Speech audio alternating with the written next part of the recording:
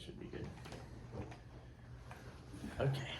I just have some questions, but we can just like build a conversation off those questions if we don't have to stick to the questions. And this is the final person, is my grandpa. His name is Klaus. Right? Right. Mm-hmm.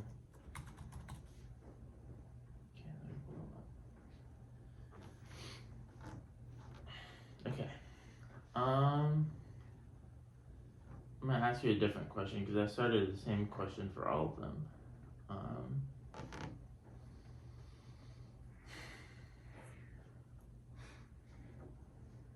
Okay. I'll start actually.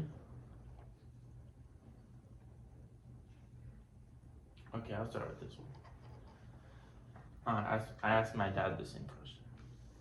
Given that it is generally accepted that those with more money and wealth have more democratic power, like influence over elections, how can reparations or just better social services in general, like schooling, give more of that power back to the people instead of big corporations and billionaires?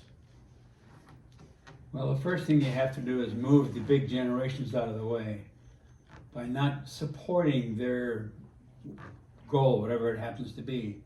Most of them are asking for money all the time, so if you stop doing that, maybe they'll stop doing what they're asking.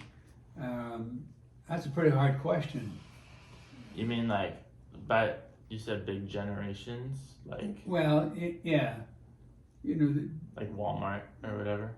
The big ones, yeah. Yeah. Well, you really have to work hard on it, but in essence, there are a lot of other groups that you can give, or that used to give money to, that you can stop giving money to until they meet whatever you desire.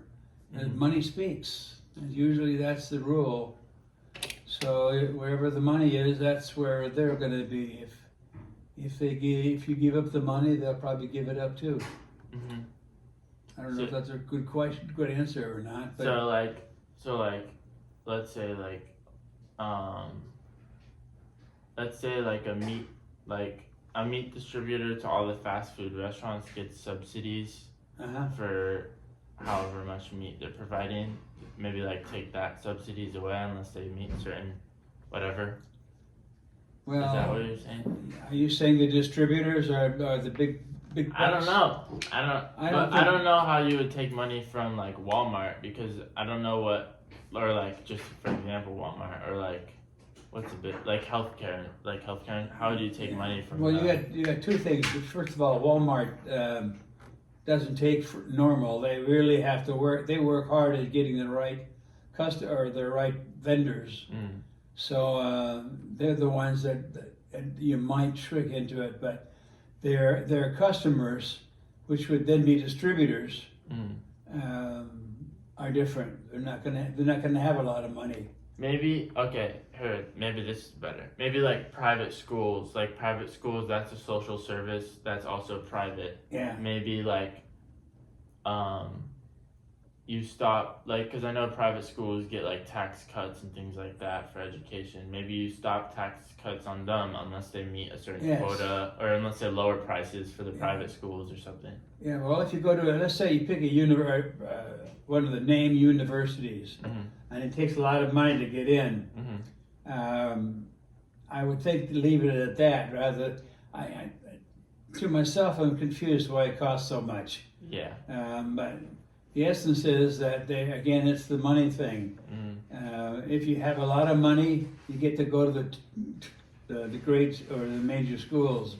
If you don't, then you've got to sit back with the second grade schools. Yeah. And that's not right. Yeah. So I think that somehow we've got to change that. Yeah, I agree. I don't know much about the college system though. Like, I know they have a lot of money in like investments and that and land and things like that, and that's how they make a lot of their money. But I'm not sure about like tuition costs. You know, how that factors in. I'm gonna do a different one. Well, they probably have a whole department devoted to nothing but social events. Yeah. On campus, or otherwise, that you might be able to go to if you need help. Yeah. If you want help, or they're just going to give it to you whether you like it or not. Yeah. So that's probably where some of the money is going. I don't think it's very much. Like FAFSA. Huh? FAFSA gives you like scholarships for college. Like that's one way, but Yeah. but even then, like things like that, it's like FAFSA is the government giving you money to go to college, but even then you're still paying that college that money. It's just coming from the government instead. So maybe instead of that, like you force the university to lower costs instead of Absolutely. Yeah. That's our conversation started in the beginning, yeah where you got to take some money, and this is a very democratic way of doing things, but you got to take some money from the people that have it and give it to those who don't. Yeah. So those people who are going to college with a lot of money, and their kids get scholarships on top of that, most of those kids probably go to school for nothing. You know, but you've got to be able to take some of that money and give it to the kids who could use it. And I'm not quite sure where you break it down, but it's going to be a tough one. Yeah. So Okay, I'm gonna go to one that's related. I asked both my dad and my friend this. Okay. I was gonna start with a quote from John Adams. In May 26, 1776. This is from John Adams. It is certain in theory that the only moral foundation of government is the agreement of the people. But to what an extent shall we carry this principle? Shall we say that every individual of the community, old and young, male and female, as well as rich and poor, must agree to every act of legislation? It is equally true that men in general in every society who are poor and do not own property are also unfamiliar with public affairs to form a right judgment, and too dependent upon other men who have a will of their own. Few men who have no property have any judgment of their own. They talk and vote as they are directed by some man of property who has attached their minds to his interest. Dependent upon it, sir, it is dangerous to open such a source of controversy and altercation as would be opened by attempting to change the qualifications of voters.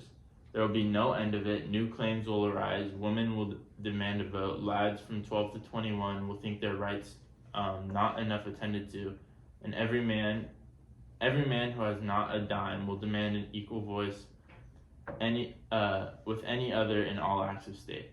It tends to confound and destroy all distinctions and surrender all ranks to one common level. This was used by John Adams as an argument against democracy, saying that because of these reasons, people without property should not vote. Now we see that generally as like a bad idea. But John Adams addresses a correct argument that we are seeing the effects of today. What is a way to mitigate this problem within our current system if possible? So it's essentially like people without, like now, back then it'd be like people without a house, but now it's like maybe like people that aren't CEOs or people that don't own a business aren't the most educated on their, what they're voting on. what do your question is based on those poor people that don't have any property or any. How do you get them to vote? Well, it's not how you get them to vote. It's, I guess, how. Because back then it was used as an argument so that they shouldn't vote. Now they can vote. How should we better educate them so that they are voting in their own interest instead of like in the interest of those? Because what John Adams is saying is they shouldn't vote because people who have like business interests will take advantage of them, which is happening today and is correct. But in a world where we think they should vote, how do we better mitigate that problem? How do we get better to the down people, the ones who don't have all the people the money? that may not know what their best interest is and may not vote with their best interest. Well, you have to be careful because we're touching on money distribution, which is not a good thing to do. However, what you could do is have a training program. Now, most of the people know who those people are that can't read or write or don't have anything to do. Those people have to be taught what's right. That's where I think it comes from, some education rather than more money. Mm-hmm. And maybe with that education, they'll get better jobs, and they'll be able to, get their own money Mm-hmm. rather than be subsidized by the government. Mm-hmm. That's what we talked. That's what I talked about with my friend too. We talked, and my dad. Is like just education programs in general would be better. We also talked about just in general like parenting. From my friend, we talked about how just like, cause like even hypothetically, even like a CEO could be convinced to vote against his own interest. But we don't really see that happening a lot. But what I was gonna say is that like a parent could instill like free thinking and critical thinking into their kids, and those kids would, even if their parent is, what I was telling my friend is like their parent could be really conservative and they could raise a really like liberal or left son or daughter that is still like exhibiting critical thinking, and both parents are exhibiting critical thinking, so it really comes down to like parenting and education, like you said. Like I think it's tough to say, but when the immigrants come into this country, they start at that low level. The majority of them do. Mm-hmm. Some of them have already have money, but those people, number one, have to learn a language, Mm-hmm. and if they don't learn the language, they're not going to do well on any of the other tests that you have coming up. So you have to make sure that the people you're dealing with speak the language that you're supposed to be speaking. Mm-hmm. If you're in Puerto Rico, you learn how to speak Spanish. Mm-hmm. Here in America, you learn how to speak English. Mm-hmm. So all those people that are sitting at the cusp Mm-hmm. of not quite sure what they're going to do, the first thing they should do is learn English. Mm-hmm. Okay.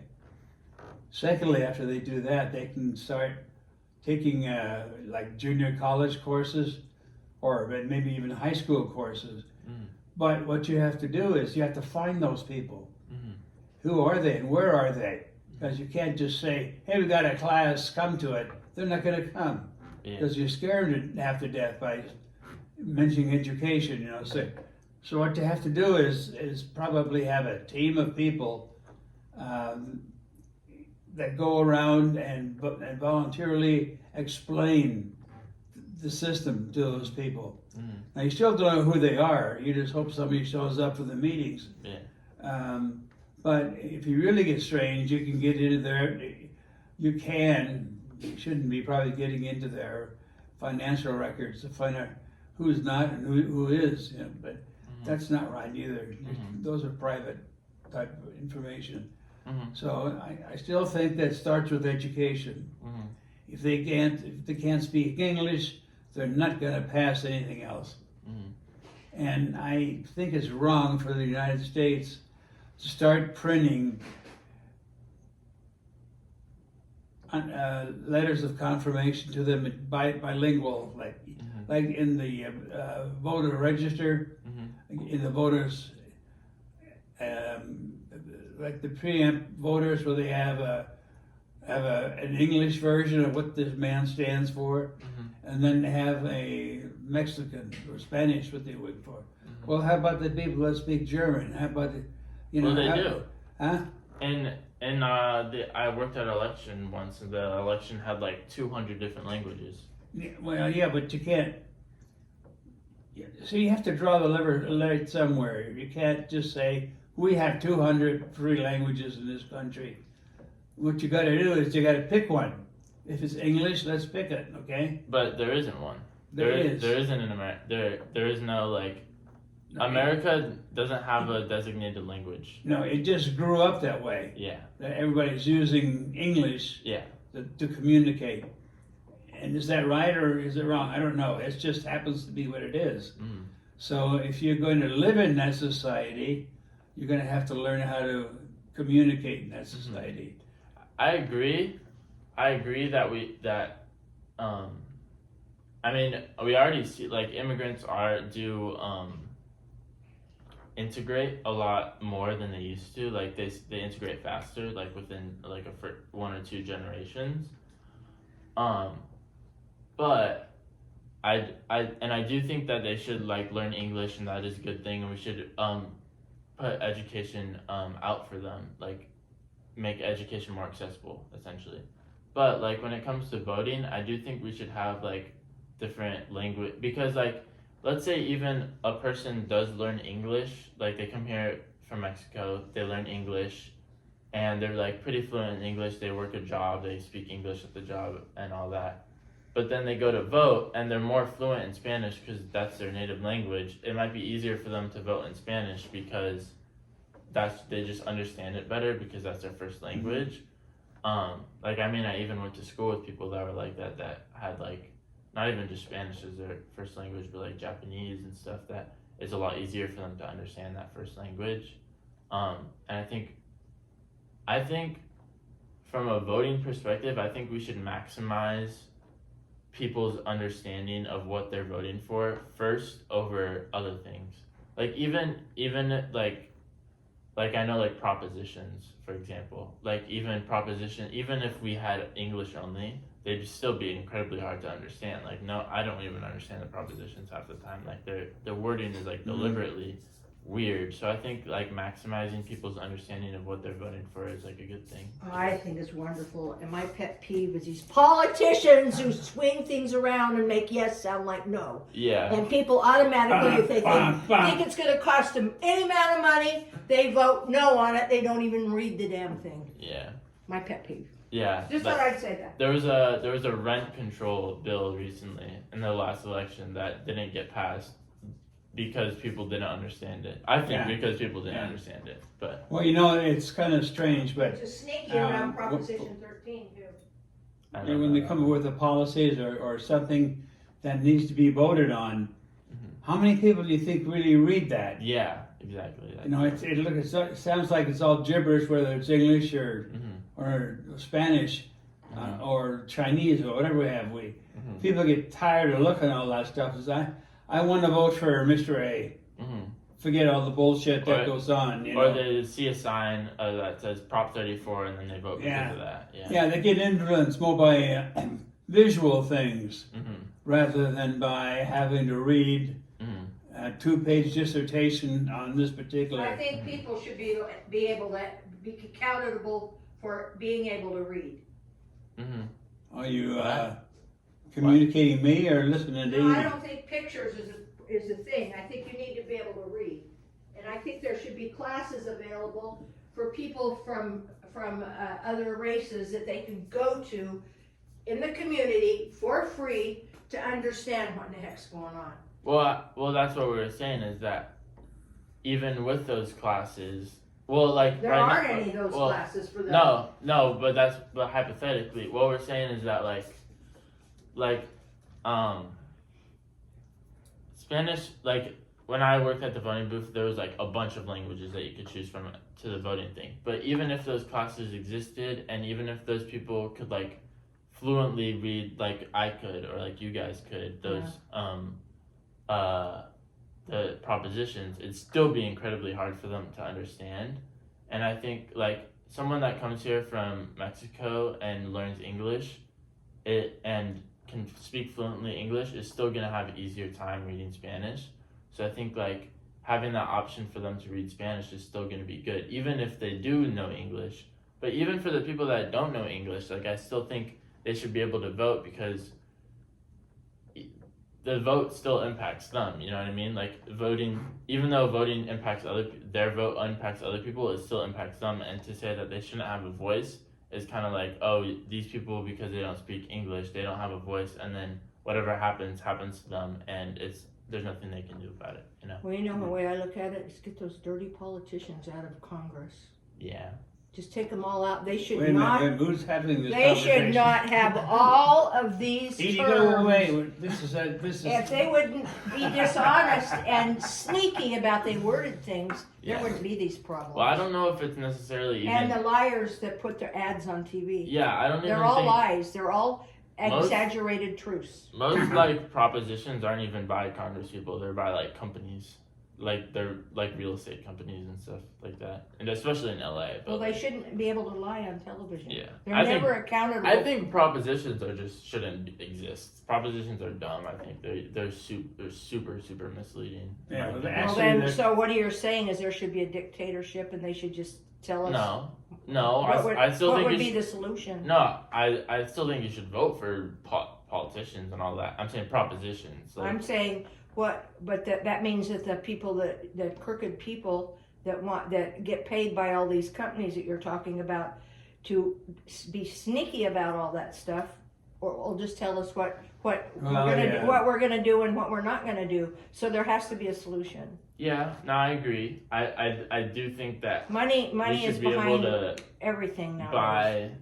I'm not biased. I do think we should vote on like some things, but I think that the proposition system we currently have is just like we should vote on some legislation, but I think the proposition we currently have is really like the They're proposition system is really They're bad. sneaky. Yeah. Yeah, and like you said, they're backed by money. Mhm. And what you need to do as a young man is you need to figure out a way to propose these propositions because it is democratic Yeah. in a smart way. And you're very, very smart. And if you think about it long enough, you'll be able to figure it out Mhm. after you've, lived through a few more elections. Yes, thank you for your comments, Dr. Wolin. No, but I mean, there has to be, the public has to be, get to vote on things. Mhm. And the people that, that are paying all these people, there's gotta be a way to make a law against those companies being Yeah. able to, go into, what do you call them when they go into, into the White House, not White House, Bill. but bills. What do you call the people that Lobbyists. lobbyists, get rid of the lobbyists. Well, that's what me and my dad were talking about. Is with this quote. It's just like John Adams saying how like people are uneducated and they'll vote for whoever, essentially like the business class tells them to vote for. My dad was saying, and I agree, is that like we should get rid of Citizen United, which essentially says that like people are or corporations are people. And it's like allowed corporations to do a lot of stuff like donate to super PACs and like influence Exactly. elections and things like that, and getting rid of that. I mean, I don't think it would get rid of like lobbyists and donating to politicians altogether, but it definitely like They put a could huge put chunk in that. they could put a what do you want to say it? A limit. They could have rules about what the lobbyists could do. I mean, Yeah. they've gotten so much power, it's getting ridiculous. Yeah. Thank you for your comments, Mrs. Wolin. I am very opinionated. No, I just think that everybody should vote. When you come into into this country, one of the things that you are going to have to realize is that you're going to be at a disadvantage. And people work through generations. When his dad came over here, he couldn't speak any English, and he still couldn't when he died, hardly. I mean, he didn't understand a lot of stuff, and he had to have either Klaus or his mother understood a lot of stuff, but his dad didn't. And it's an advantage of a disadvantage of coming to America. I mean, you have certain rights, but somehow you've got to, there's certain. It's just like people that are born with low IQs. You know? IQ is also heavily environmental based. Yeah, but whatever, it doesn't matter how it's based. If somebody has a low IQ and they try to vote. Well, I'm saying it's influenced by their environment. Yeah, exactly. IQ, sorry. The people on television that lie, they'll think, and then these politicians say, oh well, all the Hispanics vote this way, so Hispanics will figure like, well, I'll vote that way if all the other Hispanics are voting that way. I mean, there's so Well, I much mean, that's not what we even saw with this election, though. propaganda. No, it election- backfired on them. Yeah, this election, literally, I think it was like historic Hispanic numbers voting for Republican, which is really insane to me. But what I'm saying is, I don't think people like to be stereotyped. And the blacks are tired of it. The Hispanics are tired of it. They're tired of people telling them how they're going to vote and how they're going to think. I think that's terrible when somebody agree. comes up and tells me, oh, well, you're black, so this is the way you're going to vote. Yeah, I mean, I agree. I hate that. I think that's the worst thing a politician I think can the do. Democrats have really bad messaging. Like for example, Bernie, like the Democrats historically hate Bernie Sanders. Like when Bernie Sanders was campaigning in 2016, they like put like a bunch of money beside attacking him and like calling him sexist and things like that. Well, they were threatened by him. Yeah, exactly. They're threatened by how popular he was, and one of the things was he was extremely popular with the Hispanic vote. Like he got a lot of the Hispanic vote, and like if Harris even got like a percentage of that, I think she would have done at least a lot better in this election, if not won it. And it just goes to show that it's like I think the Republicans are also backed, like both parties are backed insanely by money. I think the Well, Republicans everybody are is. backed more. Money is But- ruling the whole world now. But Every Democrats, country has this problem. but I think Democrats are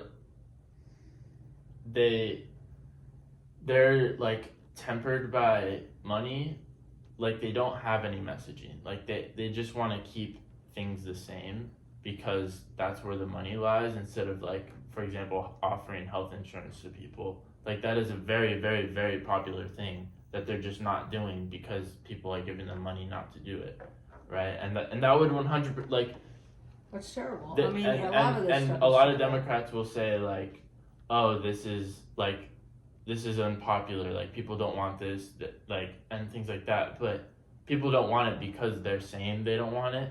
You know, like Democrats could say, oh, healthcare is very good for you. They could come up with all these arguments and all this media, and that would make people like what we're saying, how people are uneducated and they vote off of what people tell them to vote. Exactly. If the Democrats would tell them to vote for healthcare, which people already want, like overwhelmingly, Well, everybody should want that. yeah, but like the popularity would grow even more, and their popularity would grow. It'd be an exponential kind of thing.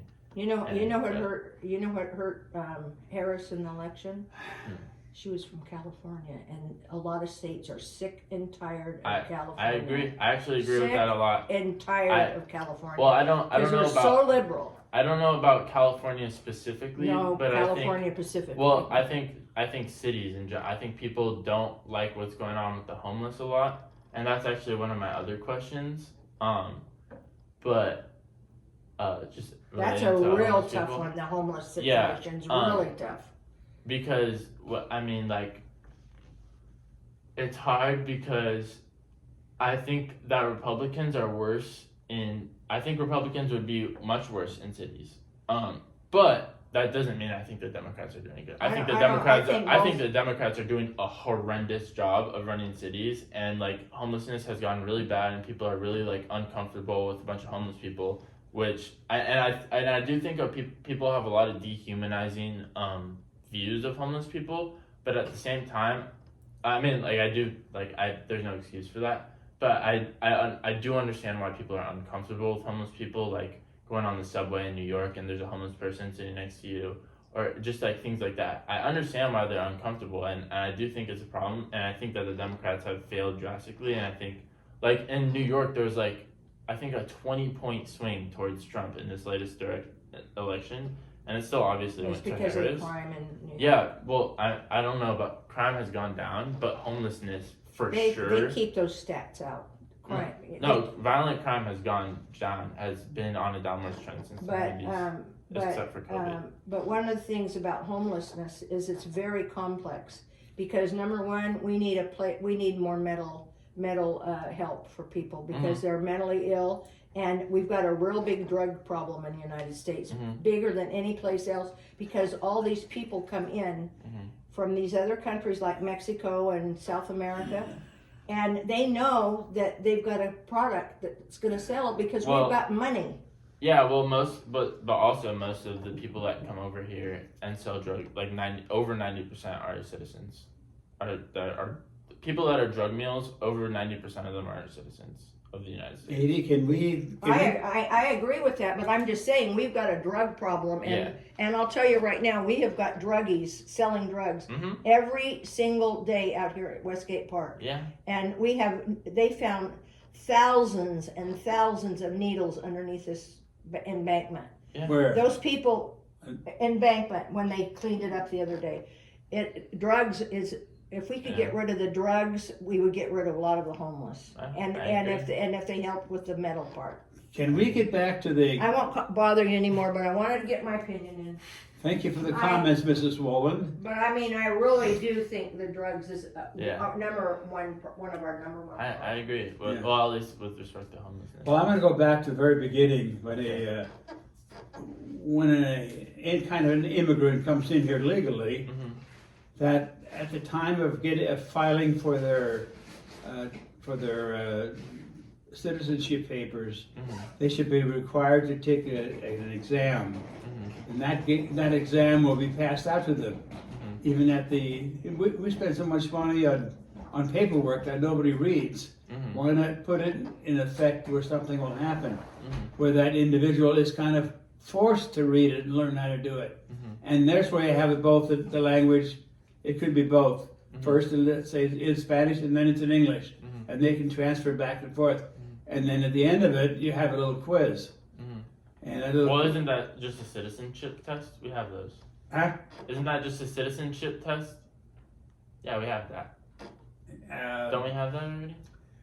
Well, I don't know exactly what they do nowadays. Now they do like, I think they ask like who was the president. during Yeah, this they time, ask the things pretty like simple that. questions, yeah. I think it's actually pretty hard. I'm gonna search it up right now.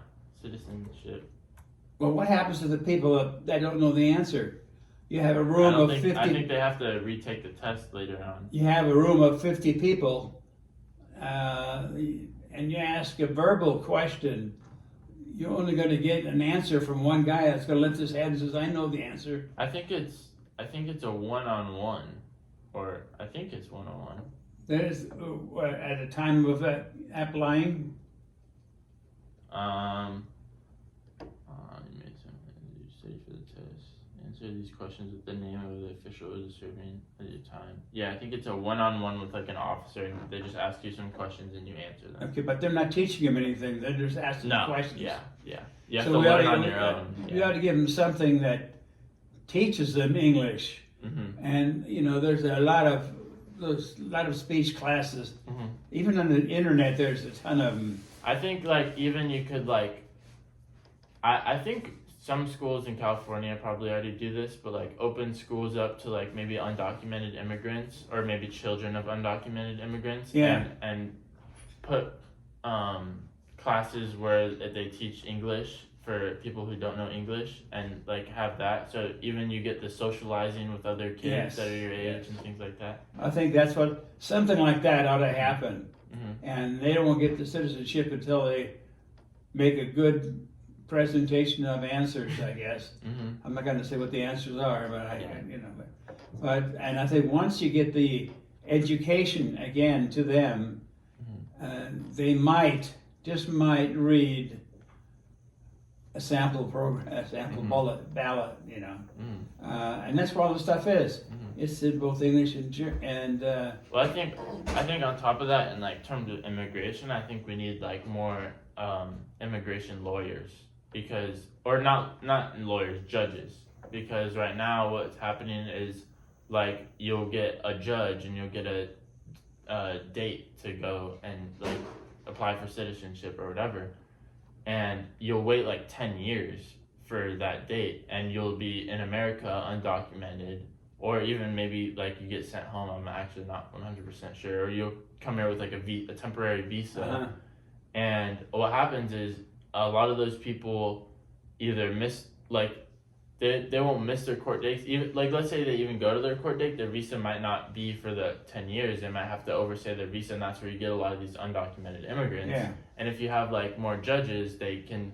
Instead of 10 years, you could do it 5 years. Even though that's still a long time, it would speed up the process a lot. that's got to be sped up. Yeah. Yeah. I agree that at the time when they get their immigration papers I think to get something to say you've gone through the process. Mhm. You're going to be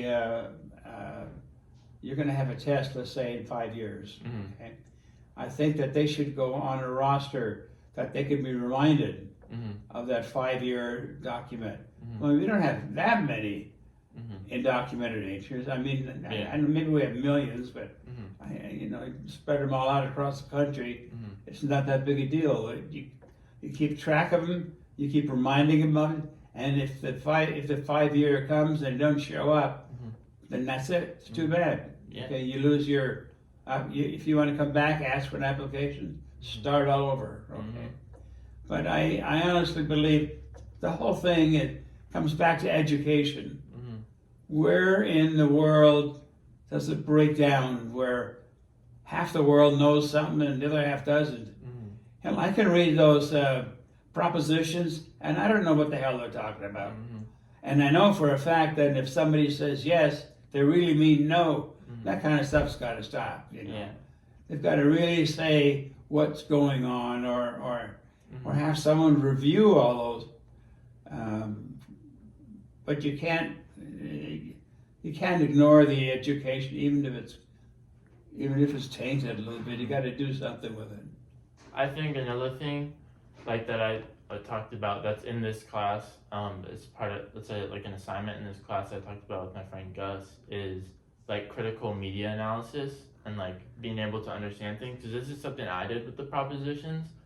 Is I would go in and I'd look at the companies and like the donors that backed the proposition. I'd go research those companies and see like what their interests are, and I'd vote more based on that, because like even if you go to a New York Times article, they could say like, oh, this proposition is for this, but it could be like I honestly have no idea. Like New York Times could say this and could be the complete opposite. Yeah. So I think it's better to like understand, to look for like the interests of the groups that are telling you this message. I agree totally. And I think a lot of people don't do that. So No, people don't.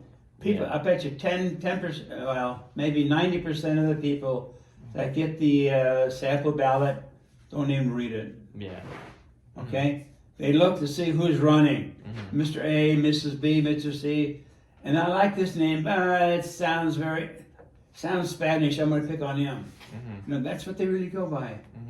And it's a visual, whereas the rest of that stuff is lost somewhere in their cerebellum, that they haven't really caught on to how things work. So I still think that the answer is education. We're going back. That even at the times when you vote, they have a right to, once they have their citizens papers, they can vote. Period. Whether they can speak And they English or should not. be able to. What just happened? Nothing, I just agreed with you. You disagree? I agreed. Oh, I agree with you. We can't find the handicap sticker. We've been looking everywhere for it. Papa thought he took it out in the garage, but we haven't been able to. I don't know. I'll help you find it. Yeah. I mean, believe it or not, I'm in the middle of something. Over here. We're back. Yeah. I don't mind immigrants. I really like legal immigrants, because I think, if I understand correctly, we're having a decline of some races. Even the white race is starting to decline a little bit in the States. But who's going to replace them? Somebody's got to learn that, be able to go in and do that. And I really think that's a good way for an immigrant to learn the tasks that they should to get whatever they want to do. You know, I think an immigrant should. I think all immigrants should get a class. I really do. Yeah. Now, right now they get a green card or something. I'm not sure how that works. Yeah, no, I know. But you know, now they hang around. And again, what do they do to do that? They just have to breathe. Work, yeah. Yeah, just work. But you know, even if you have the green card, you might want to ask them some questions and start the process there with the education. Now with Trump back in power, we may shut down the illegal immigration. So they may or not be forced. The ones that remain behind, I'm sure there'll be some, that they have to learn English. And I believe if you have a neighbor that has that doesn't speak English, you gotta mention to them, find out where the class is.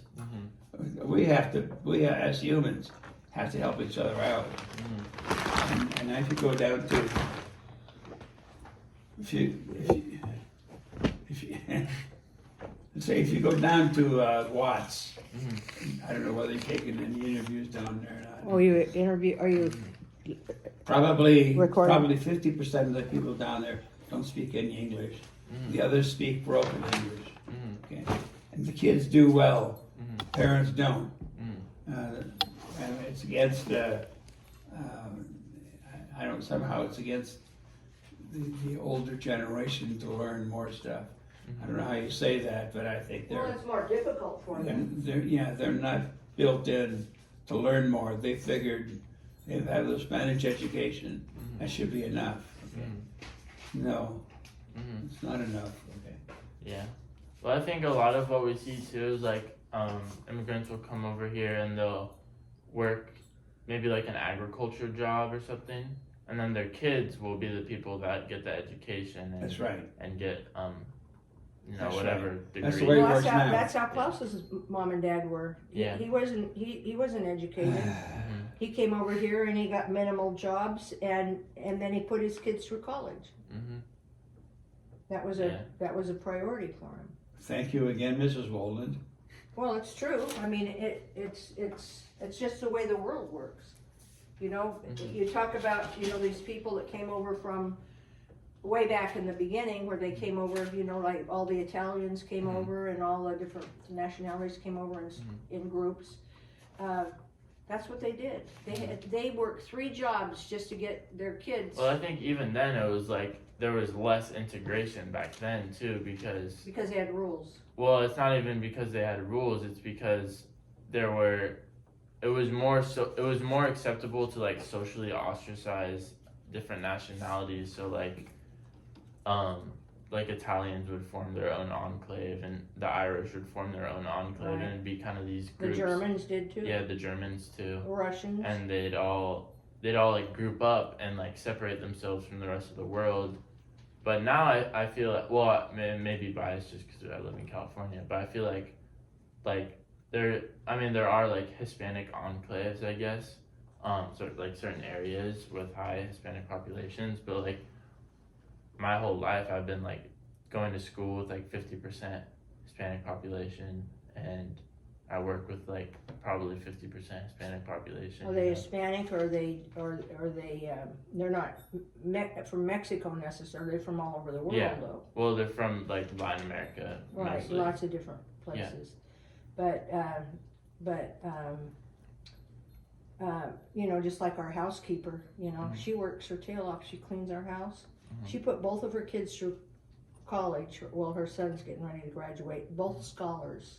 Because she and her husband believe in education, and they work at medial jobs. Well, I think another thing is like we should be giving these like people, not just their kids, but like we should be giving them opportunities too, because like even like Japanese like doctors and Korean doctors that come over here, that we have like essentially like deals with their government like about these like agencies, they still have to like doctors like have to come over here and get re-educated on like our systems and things like that, and it takes a really long time. And I don't think that like I've seen stories of people saying like they come here from Korea and they have to be essentially like they were a doctor in Korea and they come here and they have to become an Uber driver because like they're not allowed to practice because of like certain requirements. And I think that's kind of messed up. I don't think it's so much requirements, because I have friends that are. Oh, Edie, come on, let him Just a finish. minute. No, I'm just saying I have friends that are Chinese, okay, and Indian, and the Chinese doctor. They were doctors in China. They came over here, and because of the language barrier, they couldn't. But they You have to take the test. they could get work, and it's one of the big factors. But if you But I think there should be like programs to make sure that they get the help they need, so that they can't like there should be people that come here from other countries that can practice what they practice in their country in America. there should be programs to integrate them. What they do Yeah. is, what they do a lot of times is that they go into, like the Chinese, they'll go into Chinese communities and work. Mhm. Or the Koreans will go into Korean, Mhm. but why don't they learn another language when they're learning all that doctor stuff? Well, I think Because there's a lot of people that have here's another thing. multi-languages. it's like Koreatown. Like a lot of these places formed because of like social ostracization and like racism against them. Because like Koreatown, for example, like was a big Koreatown and Chinatown were big formations because like they essentially couldn't find work anywhere else, and there were no social services for them to like learn English and things like that. And because of that, they created these enclaves. And I mean, like even we learned about it in class when the Depression hit. Koreatown was like attacked by a bunch of racist people because they weren't hit as bad because they had their own enclave where money was circulating within them. So they essentially didn't feel the effects while everyone else did, and it kind of They also have a it lot of, felt this disconnect. they have a lot of gang members in Korea. Koreans have a lot of gang well, members. Koreatown it was more because this money was circulating in this was in the 1930s. Yeah. So But anyway, there's a lot of, it'd be nice to be solutions to all these things, but, you know, a lot of people learn a lot of different languages if they're bright, and I don't understand if they plan to come over here right after they get their doctorate, or, you know, to become a doctor, why they don't learn another language at the same time. well, I mean, people come over here for a lot of different reasons. But I meant, if they're encouraging people to come over, why don't they encourage the ones that learn the language? Well, they could also just I mean, teach they're them bright the people, or language they wouldn't as be well. doctors, you know? But if you give them social services to learn the language, But It why solves should that that, why problem. should that be our problem? Why can't they learn it Because- over in their own because- countries? because why would we not want educated doctors? If they're an educated doctor, we should give them the help they need to help our community. You know, Okay, more doctors is better. but is it, we There, have there's a doctor shortage right Yeah, now. you're right. So. But a lot of the doctor shortage has to do with the way the doctors were treated too. Yeah, which is also bad. It's all goes back to politics and money. Wake me up when you guys are done. Yeah. But I think that one of the things I don't like about the education system in America is that the kids don't learn other languages in elementary school. hmm I think we should have opportunities here to learn more languages too. I agree with that. You know, I think the world's shrinking and people need to learn more than one language. hmm I think one of the things we talked about in our class, like that we kept coming back to, and that I talked about today with Gus, is that how schooling is mostly funded by property taxes, and how that creates like very unequal schooling systems, where like one city will get like super good schooling, the other city like 5 miles away will get really, really bad schooling, and it kind of, like, these kids have like parents that are millionaires, and they're all going to this school that's getting funded by the $1 million houses, and so they're getting not only their parents' good education and their parents' help and their parents' tutors, Right. but they're also getting that good school, whereas the other kids who don't have their parents' help, who have maybe uneducated parents who don't get tutors because their parents can't afford them, also get the bad school, and it's kind of like Well, I the agree, circulating it's a no-win situation. Look at the school that you went to. Edie, we're trying to conduct an interview. I like the fact that it didn't matter your income, they went by academics. She won't shut You had up. You had to apply. They should have more schools like that. Are we done? It's okay for your wife. Sorry, I totally lost where I was at. I have another question if you want. It's a more recent. But what? It's a more recent question. I won't talk. Emergency? A more recent. Okay. It's slightly pivot from democracy, but it's still kind of related. In the past 2 weeks, there has been a CEO shot dead in the streets, a manhunt for that CEO shooter, as well as a man being acquitted for killing a homeless man on a subway. This is a perfect microcosm for the interests of our system. In general, I would just like your thoughts on the two situations and their relation to each other. Do you know about the Shooting and all that, yeah. Do you know about the subway? Yeah, Yeah, I know. yeah. Okay. Well, it has two. Here you got a person who's probably worked all of his life to get up, and all of a sudden he's a CEO of a company, and some person comes along who doesn't like the company for some reason and blows him away. Okay. And the CEO is a perfect target because you know why? They are and you can't shoot everybody that believes that way. So you just capture the head of whoever believes that is, or whoever is the company head that makes a product that, so on.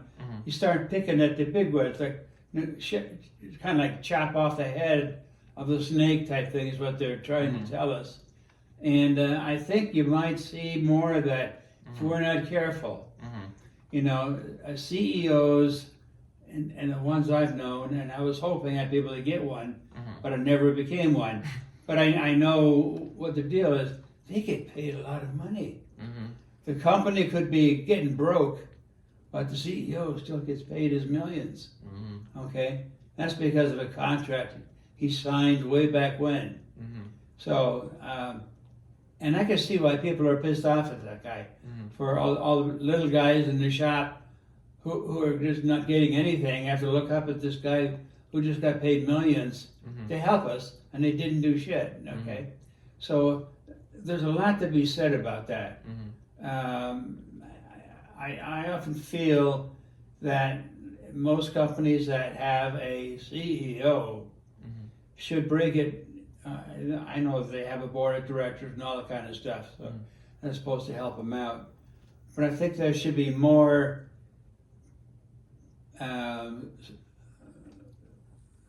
employee-related comments or a more democratic democratic involvement than just having a chairman of the board doing what he wants. Okay, and I really agree that some of the stuff they do is good. It's really good, but there's always some that is not good. Okay, maybe from the same person, and they come up with a comment with a program for their kids and so forth. Everything's fine, but their program from the kids moves on to the next kid, and so on. So I'm mad a little bit because I never made the CEO ranks. But that's my own comments, okay?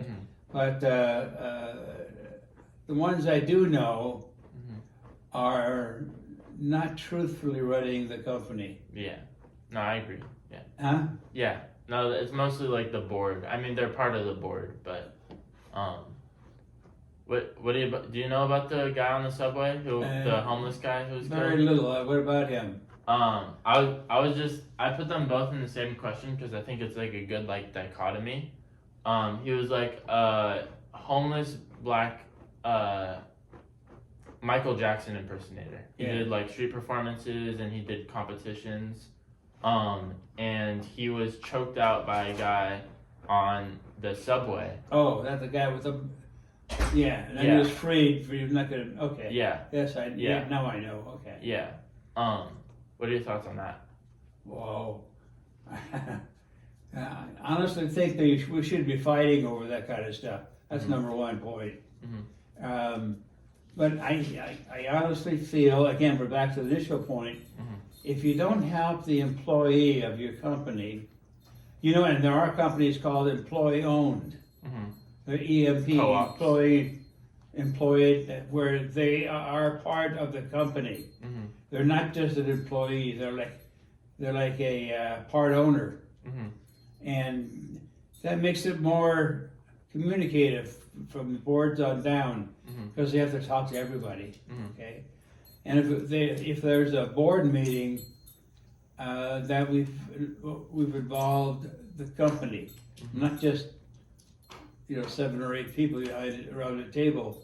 You've got to talk to the entire group because they're part of the company. And I have heard that employee-owned companies are doing pretty well. Okay. You mean like a co-op? it's kind of like a co-op, yeah. Mhm. But let's say you get hired by Company X, Mhm. and they're they allow this company-owned thing to go on. You may get, let's say, 2 shares Mhm. of the company Tito, come on. when you sign up. Okay, that makes you feel good. You're part of the company, so you try a little harder because after 5 years, you make 2 more. Mhm. You know, you keep getting more and more shares of the company the longer you work there. Or even if you come up with a great idea, they may give you shares. Mhm. You know, voted on by all the other guys, not just by Yeah. 1 or 2 guys, you know. Yeah. But it's voted on, and you make it more, so you can move up the ranks a lot faster. Mhm. Come on, Tito. How are these people trained? They probably Come on, Tito. went to school somewhere to learn how to speak English. Mhm. And I doubt very much that a non-speaking person will have the same access as an English-speaking person, Mhm. although they may have the same talents. Mhm. It's going to take a year or so for the unspeakable, so to speak, to learn how to speak English before you can show his power and abilities. So I'm back to education again. Yep. You know, I hate Yeah. to say it, but it's a round table. You think that in this situation for like the homeless guy on the subway, you think it'd be like if companies were more like that and they were more democratic, that maybe he would have more money, he wouldn't be so homeless. Maybe, And, yes, yeah, I think so. He wouldn't be in yeah. that situation. Yeah, I Yeah. would think so. I feel so sorry for all the homeless people, not just that one guy, but and of course I feel extremely sorry for the veterans Mhm. that are out there. Yeah. You know, they have a different problem. Yeah. They have a mental issue in many Mhm. cases. Okay, Yeah. but the other guys who have every ability to speak English, they have some sort of a talent. I know whether it's just standing on a corner with the sign, you know, they've got something that they can do. And I'm gonna pick on. I think China has a rule that nobody goes without a job. Period. They'll find you one, whether it's sweeping poop up or something. You know, Yeah. they'll find something for you to do. Mhm. I think that's the way to go. Yeah. I really do. Mhm. And line them up and say, okay, you're an architect, show me. Yeah. And the guy can't do a thing. Oh, you're not that. What are you? You know what I'm saying? Yeah, no, I agree. I don't know about forcing people into a job, but I think that jobs should be more. I think maybe instead of forcing people, we should maybe like incentivize jobs more. Give you know, maybe not even just like raising minimum wage, but like a system like we already have with like EBT, where if you work a certain amount of hours, you get food stamps and you can get food off of that, or like even just a UBI, but not for everybody. That I mean, I am in favor of UBI, but in this context, like, if you work this many hours, you get this much pay from the government as well to incentivize you to work. More people could work. That's off a good that. idea too. Yeah. Yeah. Yeah. But how many of them are still on the sidewalks? Yeah, that's the other. How do you get them out of the sidewalks and Yeah. into that mix of people? Well, I think that's another thing is like housing. That just like building more housing. That I saw a crazy graph which ties back into like this Democrats running cities and things like that. How red states are gonna have more electoral votes in like I think 2030 because of just the housing that's being built in each state. And how California and New York and even I think Seattle too are building like very minimal housing apartments, and that is contributing to like the homeless problem because with no housing, no affordable housing, how are these people gonna get off the streets? Well, and stop and afford ask it? yourself a question. Where were these people 10 years ago? Yeah, There's nobody on the sidewalk. yeah, Okay, they all worked somehow in the system, and now they're getting freebies, Social Security, all that stuff. And I'm not knocking it. Mhm. I'm just saying they're using that as income. Mhm. And they're not really, some of those people don't care if they live outside. Yeah. Well, I think I don't know if it's necessarily that. I think it's more just an accessibility to housing, because I feel like the average person, like 98% of people, would want to live in a house, right, or an apartment, right? And there was a study done where people were given like a house and different, or not a house, apartment, a small apartment, and homeless people, and they were given different increments of money. And the more money they had, I mean, it started falling off at a certain point, but the more money they had, I think the perfect point was like $500 a month, something like that. The more money they had, the more likely they were to get a job and get a better education, and within like a couple months, like be able to survive not off of that money, but like on their own. Yeah. And I think, you know, you could even do like an incentivizing job thing with that, where like if you work this many hours, you can apply for housing and get like Yes. certain Yes. housing by the government. And I think things like that would really help people. So where did all these people come from that are out there? There's I some don't pretty intelligent people out there, but yeah, I think it's raising cost of living. I think that's you think that's what's going on? I think that's the main thing. Well, and COVID. how too. about the COVID. thought that California, as being a conservative state, or what do they call it, a Sanctuary? sanctuary state, people will come into this, into You're blocking the thing.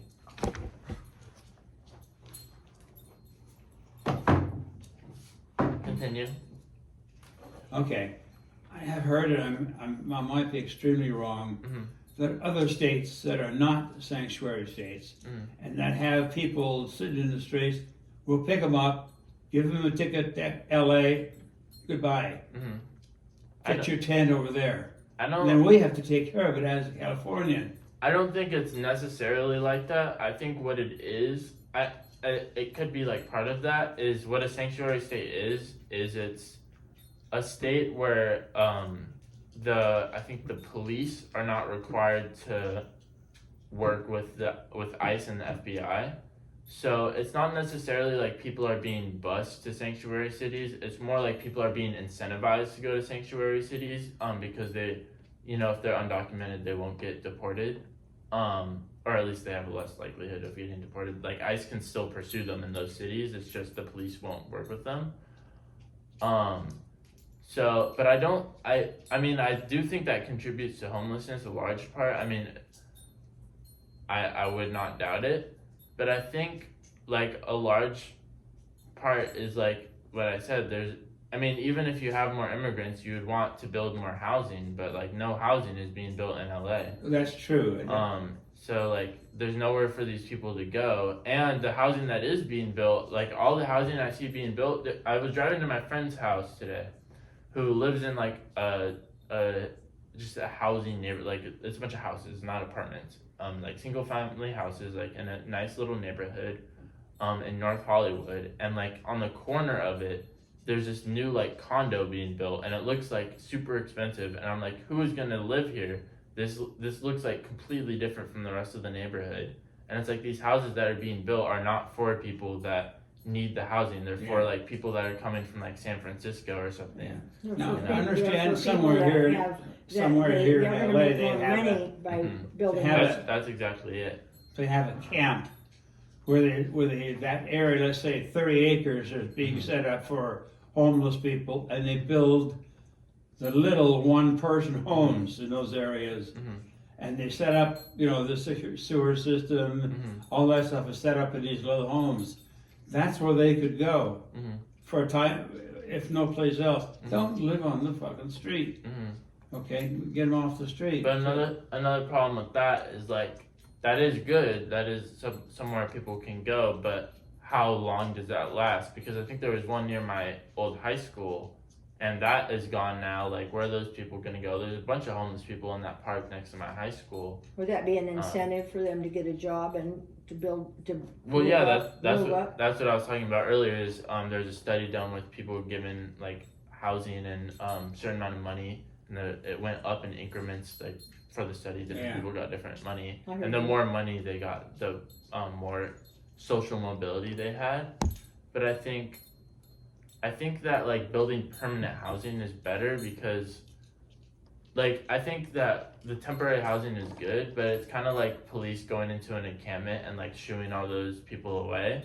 It's like, yeah, that cleans up that area, but they're just gonna go to another area, and just like how when that temporary housing is done, they're gonna move away from that temporary housing, go somewhere else, and the problem is still there. It doesn't solve anything fundamentally, so I think. What do you think of all the money that every time these propositions say, oh, that we're gonna help the homeless? What happens to all that money? Oh, I don't think any of those propositions. I think the most propositions that we just got that help the homeless would be like, I guess voting no on the felon charges, so less felon charges, and what's the other one? Getting rid of slavery, like indentured servitude in prisons. I think those two would be the most helpful. Like the rent control would also help homeless, but people voted no on that. And I think like the money where you're saying like, oh, like you're saying like social services for homeless people, right? Yeah. Like where is that going? Yeah, are they doing anything with it? Doesn't seem like California's doing anything. Like Gavin Newsom, I don't think really does anything with it. I It's think sad. what he should be doing is building. He's I'll be got the back in a money. minute. Okay. He's got the money to do something. I think if not building affordable housing from the government, he should be incentivizing, subsidizing companies to build affordable housing. You know, I don't think that's the best solution, but it is a solution. Yeah, it No. used to be that, when my dad owned a logging business, Mhm. he had cabins. And if the workers got a job with him, they got to stay in the cabins. Yeah, I mean, Companies could do that, but the trouble with California is we don't have a lot of land. well, the problem with that, I think, is that it becomes like company towns, like what you had back in the day. What's wrong with that? Company towns are like a lot of what would happen in company towns. They get paid with the company's money and just circulate within, and they wouldn't be able to leave. It's essentially like a prison where you just work all Yeah, the but time. what if that's all people want? Not everybody Well, wants the high-tech jobs. Well, it's not about high tech. It's literally like a company town where all the money is getting circulated within the company, and like the people aren't getting really anything, and people have really bad lives. Like, I'll show you a company town. Okay. Is there one nearby? No, they don't exist anymore. Well, they do, but Well, not. my dad, not as my much. dad didn't offer a company town. He had 4 cabins, and he let the families come and Well, live yeah, there, and that- he didn't charge them anything. That's definitely different. But like this is like a company town. Like all the houses are the same. You go and work in the factory, you go back to the house, and there's like a store, and you buy stuff at the store with the company's money. Yeah, So yeah. everything circulates. Yeah, that's different. Yeah. So that wouldn't be good. But I mean, I do think that we should be incentivizing companies to build affordable housing. I agree with that. And we're a not lot of doing them can afford to because they are greedy. They want to keep all their money for themselves. And I think even like improving education, like what Grandpa was saying, Yeah, I think so too. would incentivize a lot of companies to build more housing in these areas because there'd be a more educated population that can.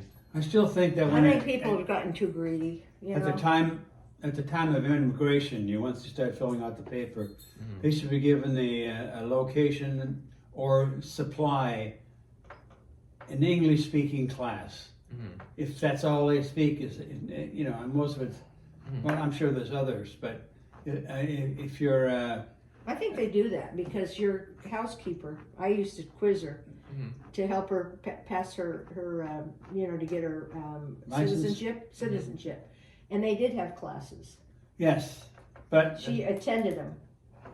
yes, but I bet you that 50% of the people don't do that because, they're older people that don't want to go to class. You know what's interesting is she wanted to do it and her kids didn't do it.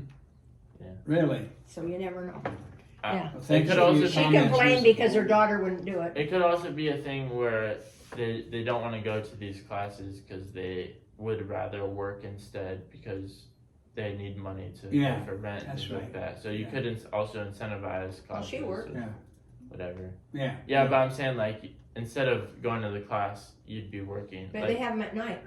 They have them at different times. I know. Well, but that some- doesn't matter, but what I hear what he's saying is true. That the girls, they need money at home, so they grab any job they can find.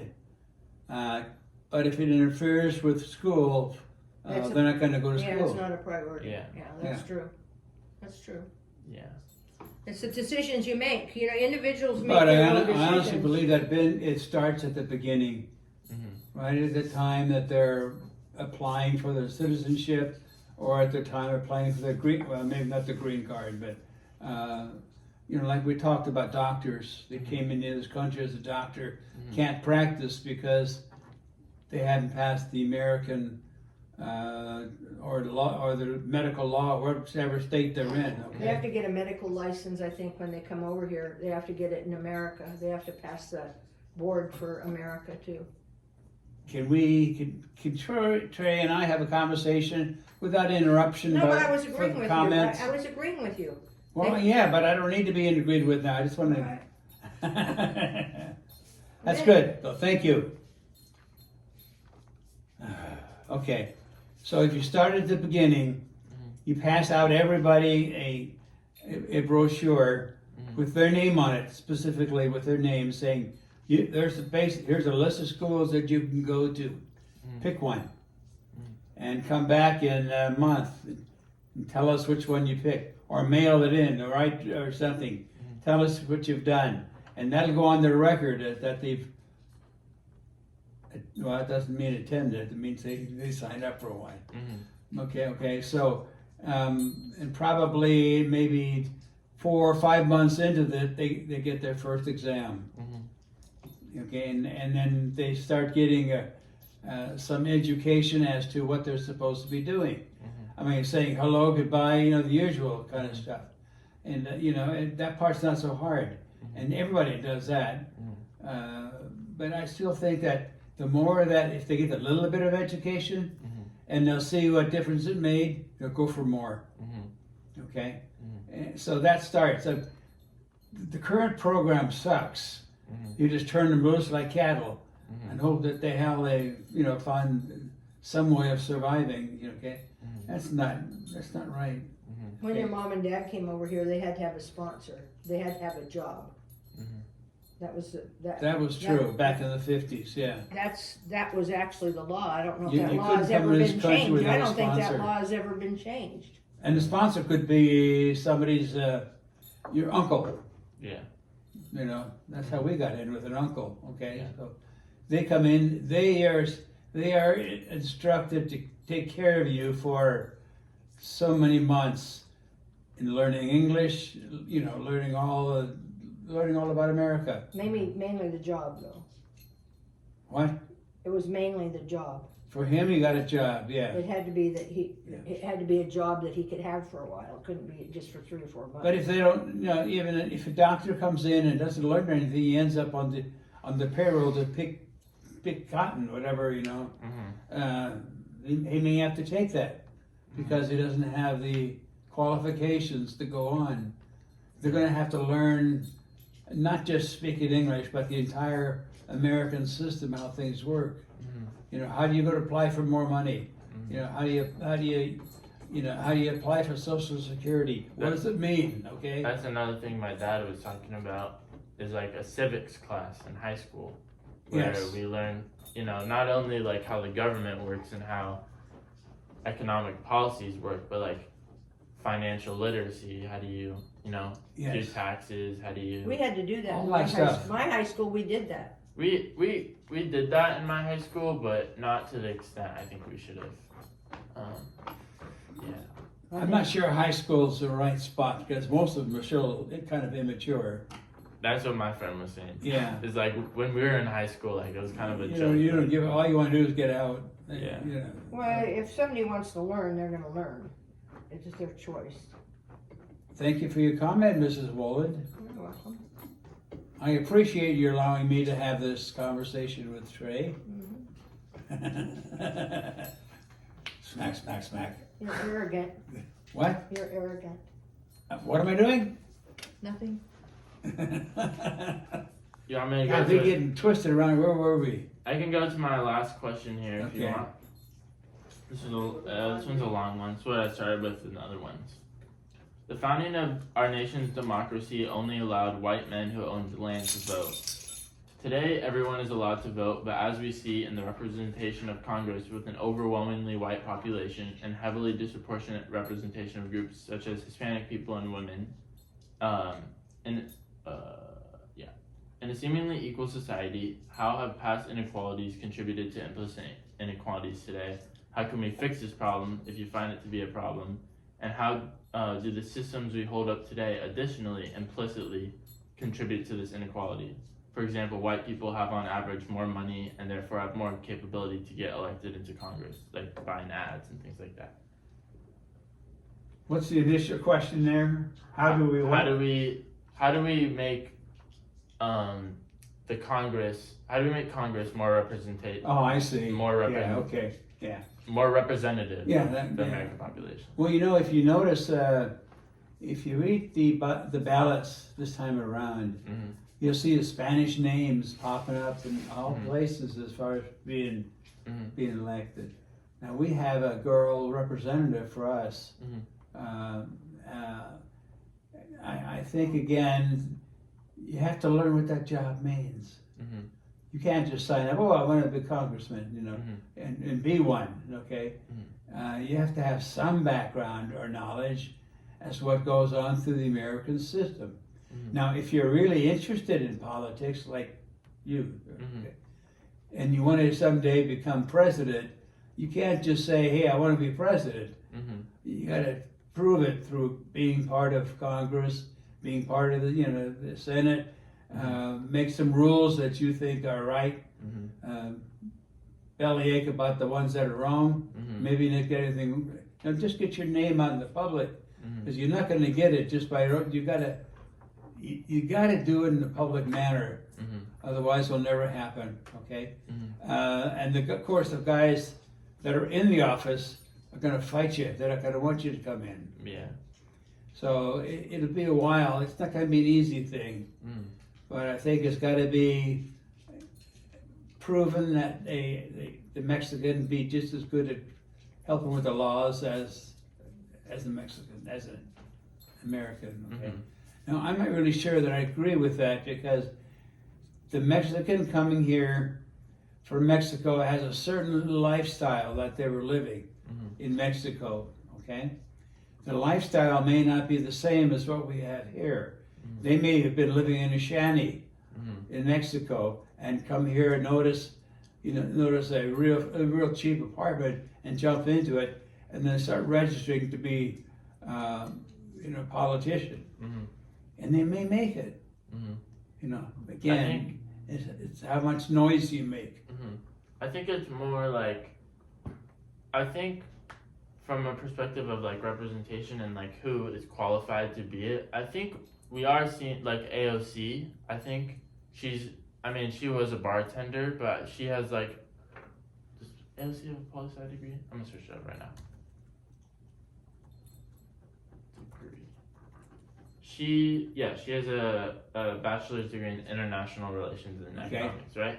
So like people like her that are like more like second generation immigrants and things like that were raised here, I think have like a dual understanding where it's like you have this education, you have like maybe a poli-sci degree, economics degree, and you can represent your parents maybe, but like parents generally as like Hispanic people in general, that you've experienced similar experiences to them of having immigrant parents and things like that, and you can go into Congress and speak those opinions. Now obviously it's going to be like a 20% representation or whatever,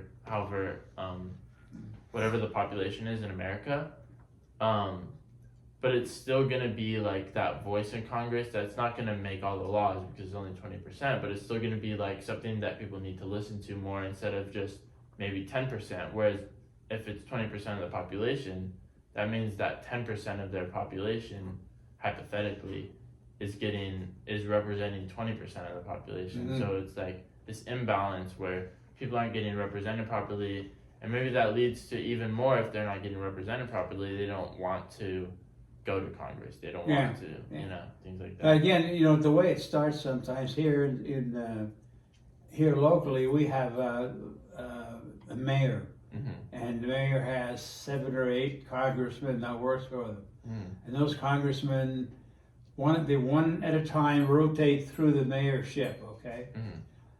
But what happens when they only have a term for like 5 years? Mhm. Once that's over, you're out, and a new guy has to be voted in. Mhm. It's starting to turn out that many of them are, well, here it's basically a lot of Asians, but I mean, different part of the country where you're at, Mhm. you would get, you maybe get a slug of people that are, I am good, that actually were in politics in Mexico, Mhm. but they came over here and said, hey, how's theirs look? Mhm. And they look at it, they learn about it, and then they vote for it. Mhm. Apply for it. Mhm. Apply for the and then we have to put that guy's name on the local ballot, Mhm. and he may work his way up that way. Mhm. And I think it should be more precise. I'm beginning to believe that I'm beginning to believe that, and I hate to say this, but once a Mexican becomes part of the citizenship, so to speak, Mhm. they act more Mexican than they do American. You know what I mean? I don't think that's true. Well, I think if like let's say someone comes here from Mexico and they get citizenship, I think for the most part they're gonna have pretty Mexican culture because they came here from Mexico. But I think what we're seeing is a lot of their kids are integrating very fast. I mean, like my ex-girlfriend her parents were from El Salvador, immigrated here in their 20s, and she's a first-generation immigrant. And she's completely American. She barely speaks Spanish, Like, if you saw her on the streets, you'd think her family was in America for like 5 generations, So I think I do believe that, they come here, Mexicans will come here, I guess, in the situation, and they will keep their Mexican culture. But for one, I don't really think it's a bad thing. I love Mexican food; it's great. But for two, I think that their next generations integrate a lot faster, at least a lot faster than in the past. It's a stepping stone, real fast. Yeah. Which is why I also think we also have a citizenship requirement or a native-born requirement for president. Don't we already have 45% Mexican immigrants in California? Let me see. Of our entire population, Yeah. I don't think 45%, but California demographics.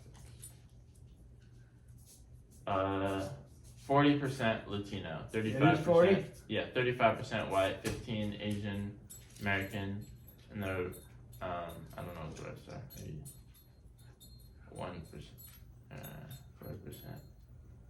4%, 5% black, 4% multiracial, 1% Native American.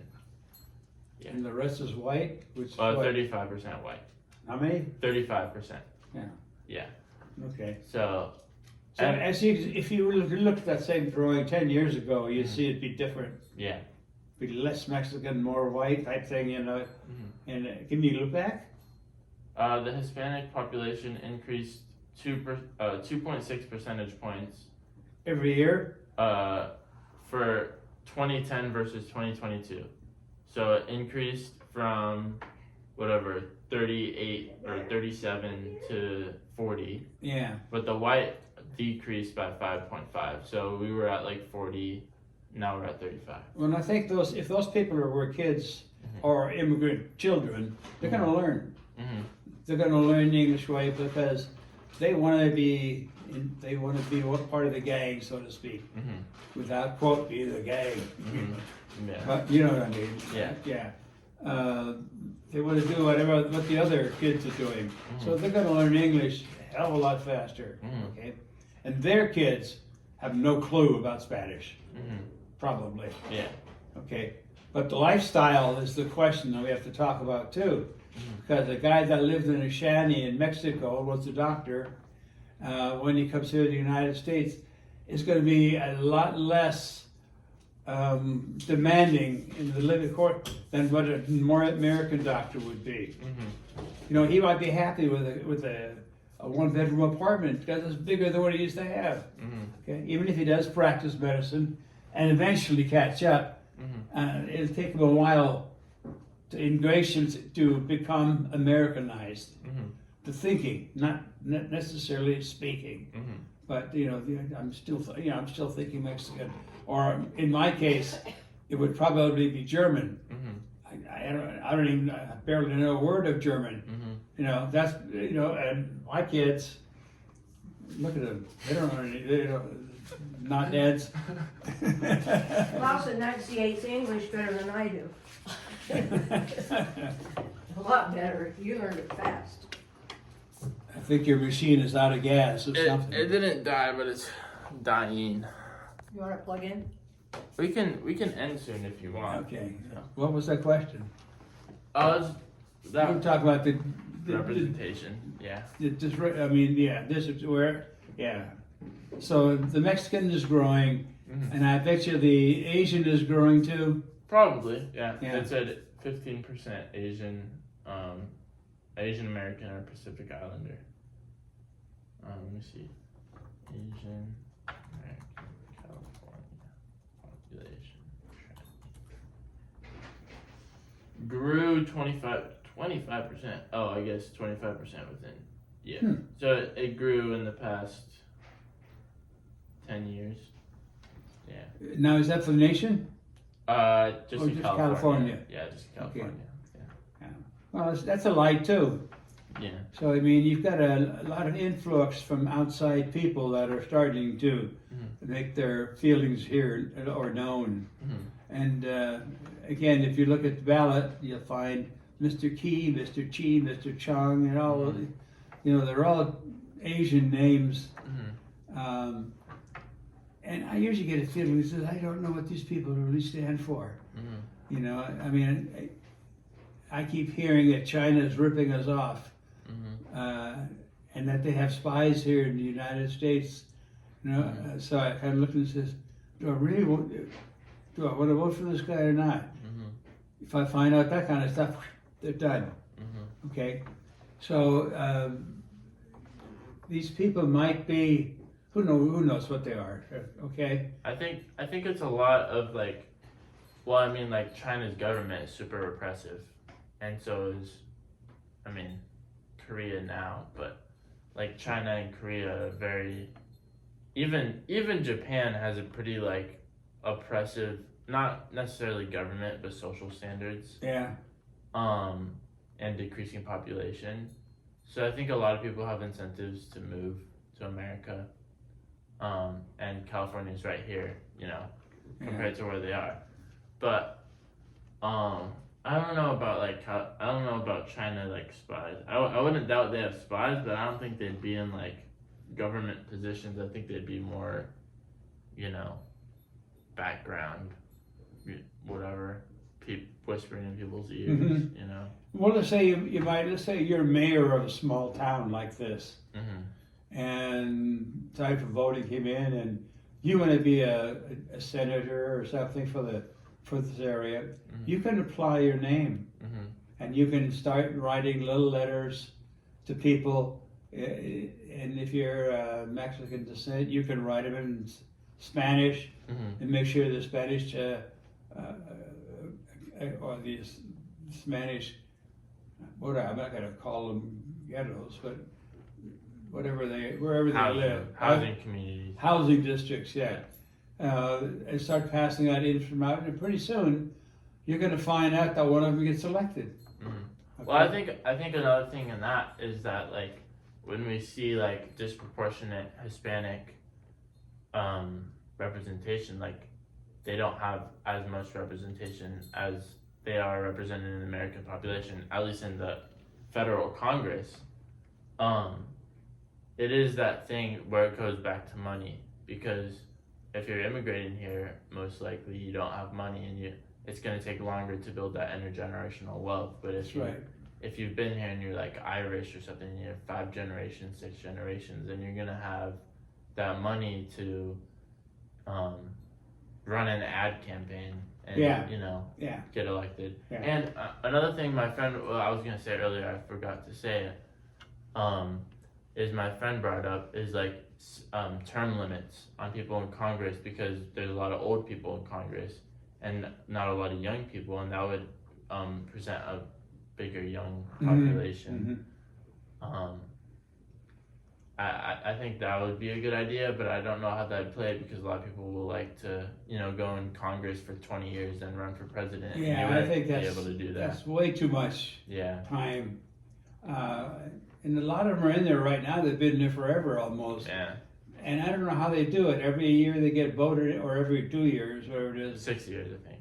Is it 6 years? Yeah, They get voted in, and then they just keep going, get Yeah. it again. And yeah, I don't know what they do to stay in. yeah. 'Cause Money. I've even heard a couple of creeps getting reelected. Hmm. How come? Yeah, You know, yeah. it's kind of like you go back and how come this president got elected? Hmm. This guy's a jerk. Yeah, Well, he's a jerk to you yeah. and me, but maybe not. Obviously not to some people. Hmm. So you have to be careful, and these people who are actually applying for office, I applaud them. Hmm. I think they should, Hmm. as I met some of the people that are on the Cerritos board, Mm. and they're Asian. Boy, they're really moving with their language abilities. Mm. I don't know whether they're taking classes or what they're doing, but when they first got in, I remember the kind of sluggish. Mhm. Now they speak just as freely as anybody else. Mhm. So there's the education again. Mhm. How do they get it? Well, Cerritos is not a poor man's country, Yeah. So I'm sure that some of those people probably just maybe inherited the money or whatever else and got their way in, Mhm. put their signs out there. Yeah. But that's how you get in. That's how you start. Supposedly, that's how you're supposed to get up into Congress. Mhm. That you grab your local people and they vote you in to represent you. Mhm. That's you can't just say, "Hey, I want to be a senator." Good idea, Mhm. but you've got to have the power from behind you. Whether it's a local people, whether they're all local people, whether it's a certain Latino group or American group or whatever it is. You need that to get you in office. Mhm. And after that, you may have got a history on yourself, and you might do better Mhm. next time around. Yeah. And you may never know. You may have a third generation German by the name of Block up there running for president. Mhm. Yeah. Yeah, I don't want to be president. I want to be an advisor. that's a tough job, Yeah. No. and you don't see what they do. No. You know. Yeah. I do not want to do that. Yeah, I would never.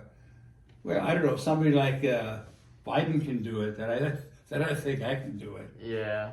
But you know what? They're not really running the country. It's No. senators and all those other people. Yeah. So That's another reason why I'd want to be an advisor. They have a lot more. Like a senator doesn't really know what bills to vote on, but their advisor tells them what Yeah. is good and what this means and what that means. Yes, They have a lot of power and they don't get the public scrutiny, that's right. And they can even mitigate the public scrutiny, Mhm. with political moves and all that. Yeah. Yeah. So we got a migrant. We got a migrant into education, so you can learn how to become a senator, Mhm.